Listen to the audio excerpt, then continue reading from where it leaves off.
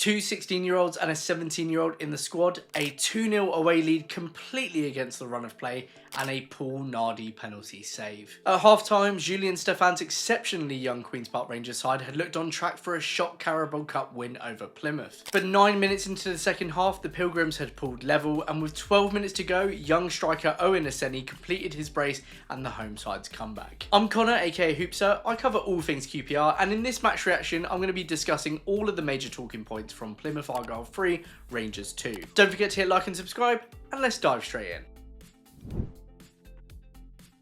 With the squad already missing a number of first-team starters, Julian Stefan spoke of rotation for this cup tie straight after QPR's championship opener against Preston, but just quite how young his selection would be caught everyone off guard. Having fielded the youngest starting 11 in the second tier just shy of 24 on Saturday, the Frenchman said Tienne Mabière and put out a team with an average age of 21 at home park on Tuesday night, predominantly consisting of development squad regulars. QPR's number 1 Paul Nardi, or more accurately number 2, was the elder statesman in the side at 31 years old. In front of him was a backline of 18-year-old Jaden Putman at right back, 19-year-old Alex Wilkie and 20-year-old Tylan Smith at centre back, both of which were summer additions, while 21-year-old Harvey Vale rechanneled his Bristol Rovers days with an appearance at left back. 24-year-old centre mid Elijah Dixon-Bonner was perhaps the biggest surprise here, having been on trial at Walsall during pre-season, forming a partnership with 19-year-old Daniel Benny as he continues to collect positions like Infinity Stones. 19-year-old Jalen Pearman started in front of them in attacking midfield, with 20-year-old Ryan Colley and 18-year-old Emerson Sutton on the left and right wing respectively, and 24-year-old Roman Burrell up top. The theme continued with the substitutes, with 16-year-old wingers Caelan Brunson and Ashley Triolo, as well as 17-year-old centre mid Teddy Tarbotton, the standouts on a bench with 0 first-team reinforcements made available. It was, to say the least, a polarising selection amongst the fan base, though I must say the near 1,000 fans who made the trip are more than entitled to be pissed off with Stefan's decisions,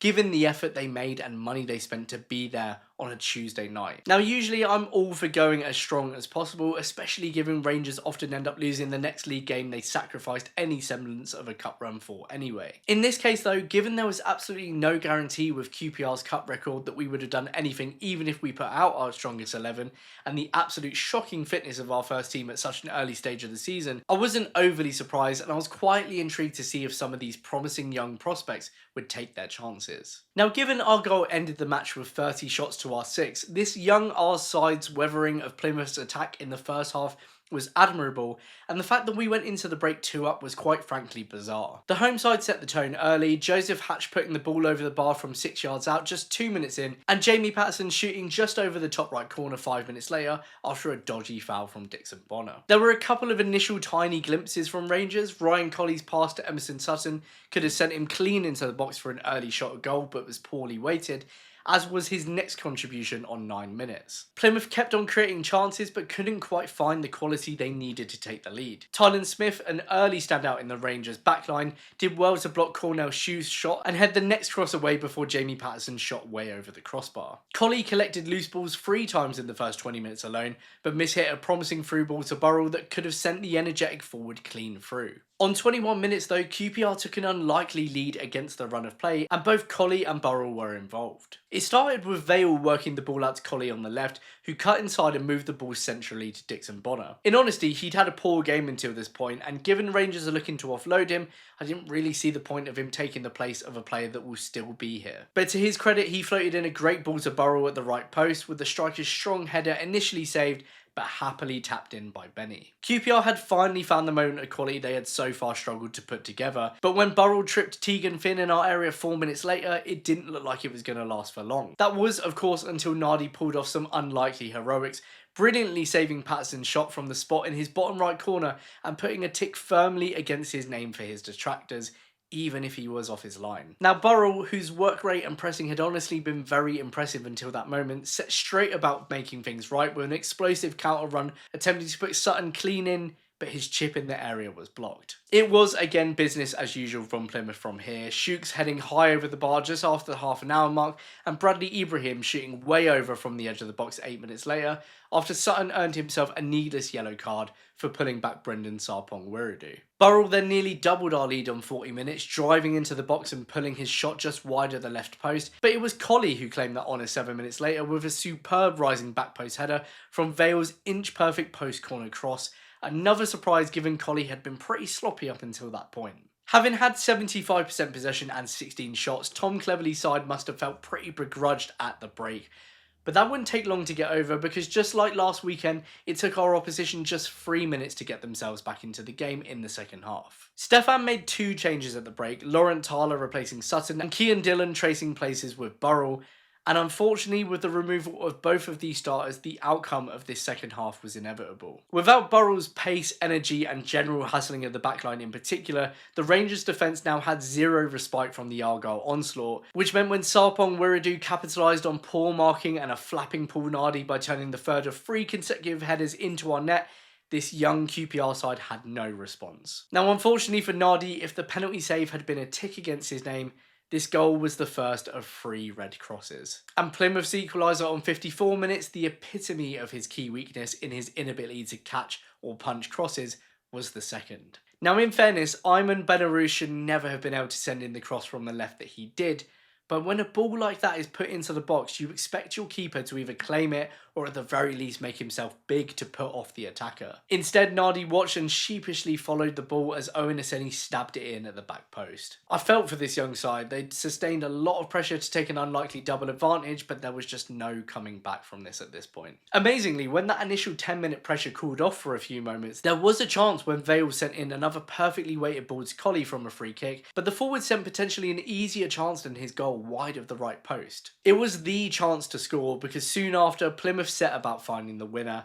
and on 78 minutes they finally found it. Caleb Watts sending a cross into the box and neither keeper nor backline reacting to what they thought was an offside Aseni as he tapped in his second. With the comeback complete, all that was left was to blood the young blood, 16-year-olds Trujillo and Brunson debuting in place of Pearman and Putman on 86 minutes, and 17-year-old Tarbotton making his own first appearance for Dixon Bonner on 90.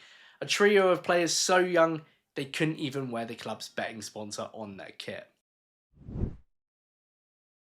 It was a real shame how this game panned out, but overall I thought that was a really commendable effort from such a young side, especially given the sheer volume of efforts that Plymouth actually had. Would a few more first team players have made a difference? I'm not so sure. We have, after all, lost cup games like these by larger margins with far stronger starting 11s. Obviously poor defending and fitness once again played its part, but it's pretty typical QPR that it was mistakes from the most senior player in the team that sealed this collapse, especially having saved a penalty in that first half. To be honest, that's one of the parts of this game that I think is most frustrating, because with Nardi's confidence clearly low having been dropped, it feels like there's way more pressure on Walsh now to perform, and we now don't have a reliable replacement if that doesn't work out. Call it early season optimism, but I did still think there were some positives. While I personally don't think too many of the young lads particularly stood out, maybe Tylan Smith in spells of the first half, that would have been a huge learning experience for them, and this was absolutely the right match to give them this opportunity, given the injury circumstances. I imagine a number of them will head out on loan on the back of this too, which can only be good for their personal seasons. In terms of the slightly older players, I have to say I was very impressed with Vale going forwards with 2 brilliant deliveries into the box. He looks like he's going to be a very handy utility player this season, but the big question for Stefan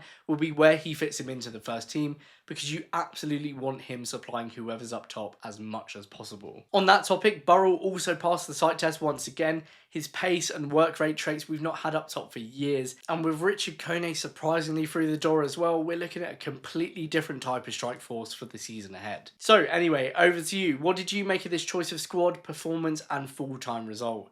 I'm already sensing this selection and performance was pretty divisive, so I'd love to hear from you in the comments down below. Thank you so much for tuning in. If you enjoyed this match reaction, please make sure to hit like and subscribe, and I'll hopefully see you again in the coming days, not only for my Watford away preview, but my Kone transfer deep dive too. Cheers!